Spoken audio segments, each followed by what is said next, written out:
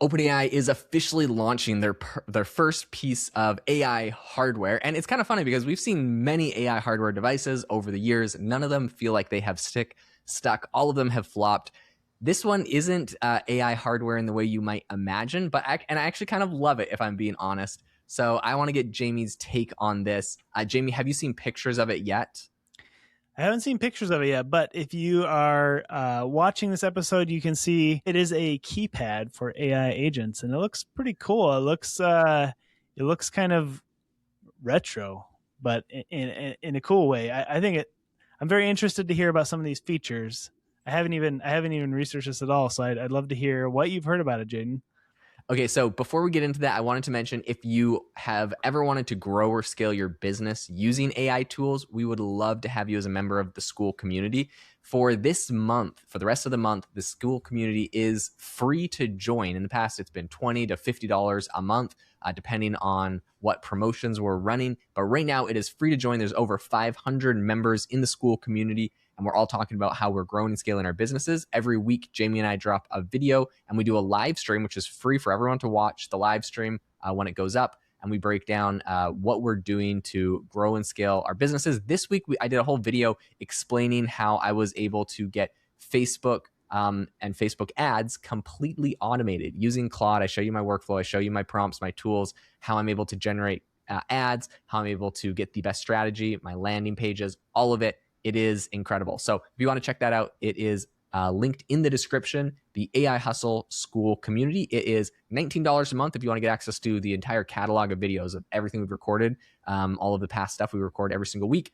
But you get 5 videos for free when you join, and you get to see all the live streams every week for free and be part of a great community where you get advice from over 500 people. So the thing that I'm excited about with this hardware, though, coming from OpenAI, I've seen a lot of people make jokes about very similar type of hardware. So I think less than OpenAI kind of coming out with like a blockbuster banger of like, this is the greatest hardware ever. I think a lot of people buy this as a novelty thing.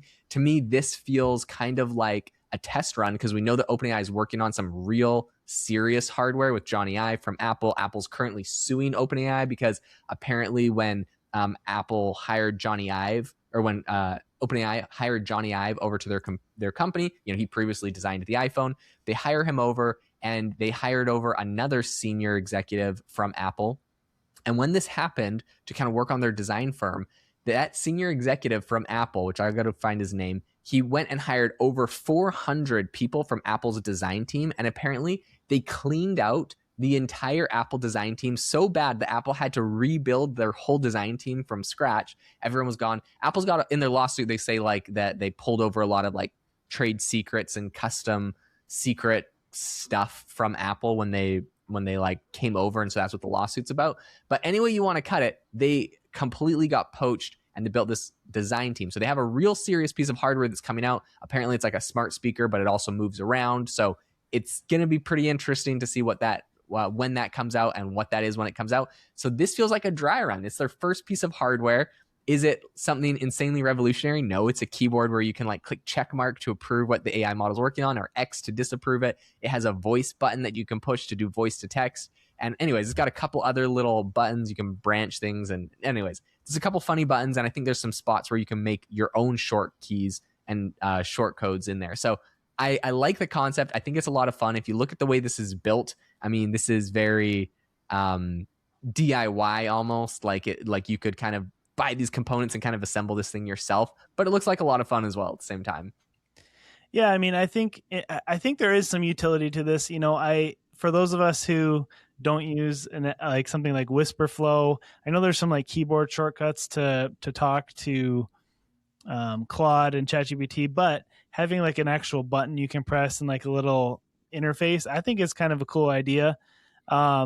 Especially now with ChatGPT getting just faster and codecs, like I feel like it could potentially allow you to multitask a lot faster. What I would be interested to see is if you look at the picture, if you're watching the video of this, there's some just clear unmarked buttons. It'd be cool if you could almost program those buttons to be different chat threads you have or different projects you're working on, so you can bounce back and forth between stuff, because that's one thing I find myself doing is like I start like 3 or 4 different projects at once because Claude is very slow still. And so while it's working on one thing, I bounce over to something else. So it'd be nice to be able to toggle with a button. So I don't know what those keys are for, but it looks pretty cool regardless. Yeah, their landing page also looks amazing. It's like all these floating keys, and you can buy them. It's only till it's only till they sell out. But yeah, you can do all these customizable keys. I think I might buy one now before it sells out while we're on the podcast. But this is something that I like about it is if you look at the picture of it, when it has like this kind of glowing border, and so when it completes your task, it lights up green. If your task needs to be done, it stays red. The reason why I like this is because there's all of these memes where it's like my head engineer just replaced their keyboard with a microphone. What do I do? And it's just them like, there's a microphone and a button, and that's all they do. And they just talk to Claude all day long, like through this microphone. But at the end of the day, you can't actually do that. You still need to push the approve and the disapprove buttons. There's multiple buttons that we have going on right now. But like in all seriousness, people think I'm crazy. I know people think I'm crazy. I see a world where keyboards are way less used than the whisper flow or the Apple just voice to text or just the audio button. Like if I'm being honest, when I'm using Claude, which is all day, every day, number one, I'm not going to websites and clicking around their UI anymore. I'm getting Claude to do it. And number two, when I'm using Claude, I'm talking to Claude. So I talk and Claude executes. The mouse is almost at like risk of being deleted. Honestly, and people will laugh at me. Maybe you guys all think I'm absolutely ridiculous. Watch keyboard and mouse sales over the next 5 years. They're going to cut by 75%. I promise you, it's going to happen.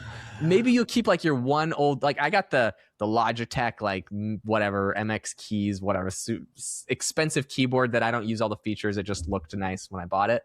And the same thing with like the fancy Logitech, some fancy Logitech mouse or whatever.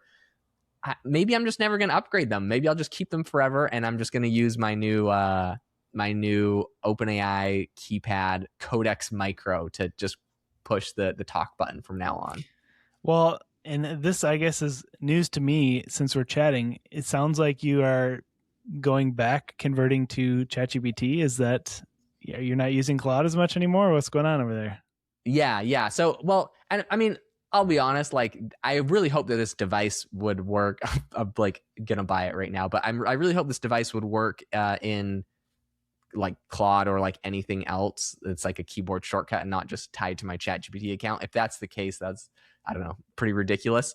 But at the end of the day, yeah, I'm using OpenAI a lot more right now. I should do a whole nother podcast episode breaking down why and how it all works. But yeah, it's kind of cool when you have these two different models like ChatGPT and Anthropic, and they on the benchmarks, they're both kind of surpassing each other and going back and forth and getting more and more similar. And so it's a little bit easier to, have it quote unquote headless, where you can just switch to a new model and switch to something else that you're able to like different models to get your tasks done. So yeah, recently I've switched to ChatGPT. I'll make a whole podcast about it.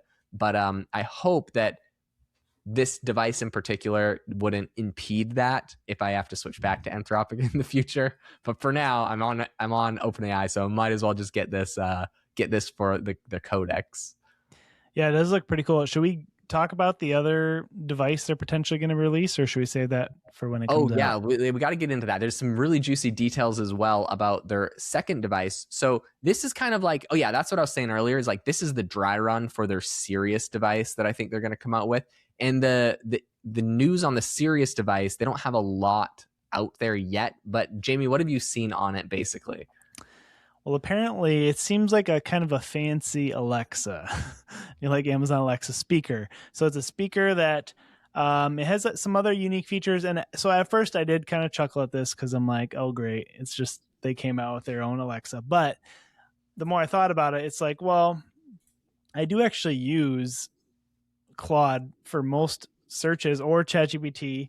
And so, the original idea with the Alexa speakers is that you could have it tell you the weather and do these things. Well, now with AI, there's so much more usefulness to it. And so I could see actually using it for something besides just playing music, which is what all of the Alexas in our house ended up being, is just like little speakers that would play music. But yeah, I could see some usefulness, especially if you could actually connect this to your computer, similar to like a Claude dispatch, where you could say like, go, run this report for me, or if you could actually have it connect with your PC, with your computer to do functions. I could see that being useful. But Jaden, what have you heard about some of these features, and what are your thoughts? At the end of the day, after all of the drama of having to poach like Apple's entire design team, I would just hope that OpenAI would come up with a phone. I'd love for there to be another phone technology out there. I think that would be super cool.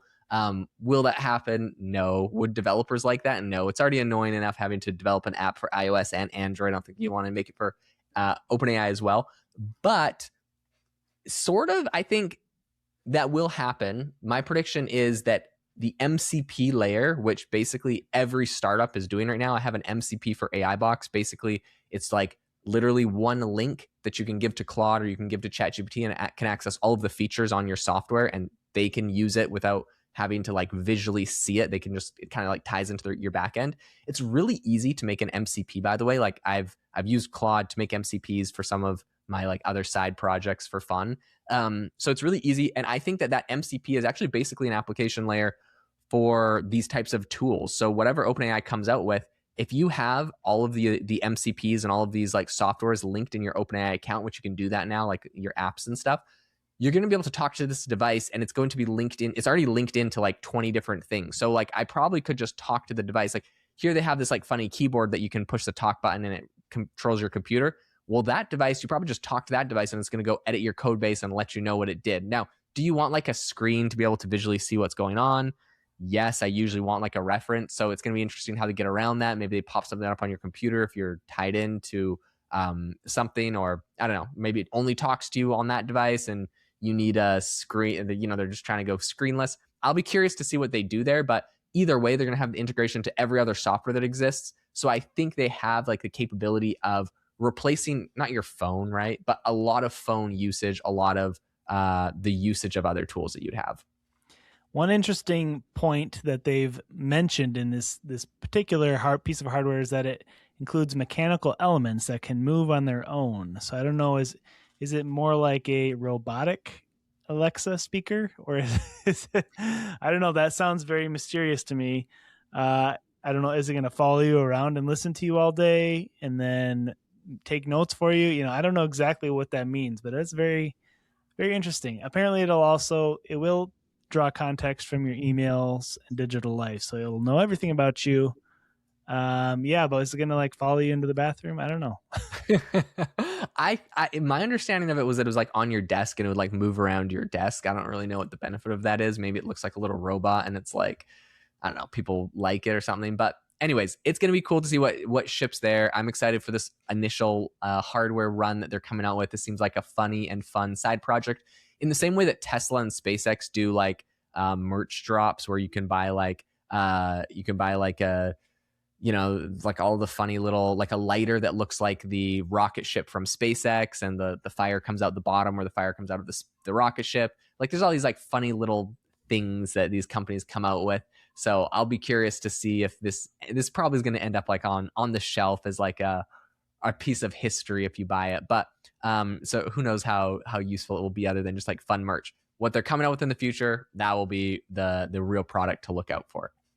Side note, on Facebook Marketplace the other day, I saw remember the Boring Co., the Elon Musk's were tunnel company. Well, apparently they had these flamethrowers that they released that were the Boring Company. I found one on Facebook Marketplace. Someone was trying to sell for $500. It was pretty tempting because that's got to be an iconic, piece of hardware that is a collector's item, So maybe this will follow suit. 100%. I mean, and $500. Do you remember by chance what it cost when it first came out? I don't. Probably more. Man. Yeah. That's what I'm wondering, if it was even more than that, and if you got a little appreciation on that. So that would be interesting. What I did want to say is, I have officially acquired my keyboard. We're going to see what happens when it comes in. I might do a reveal video. All right, guys, thanks so much for tuning into the podcast. Make sure to join the School community if you have not already. It's free for this month, guys. We've never done this before. We're making it free. So if you've ever wanted to join, you get 5 videos free, the whole community free, free live streams, breaking down everything we're doing. $19 if you want the whole library of content. Thanks so much for tuning in, and we'll catch you guys all in the next episode.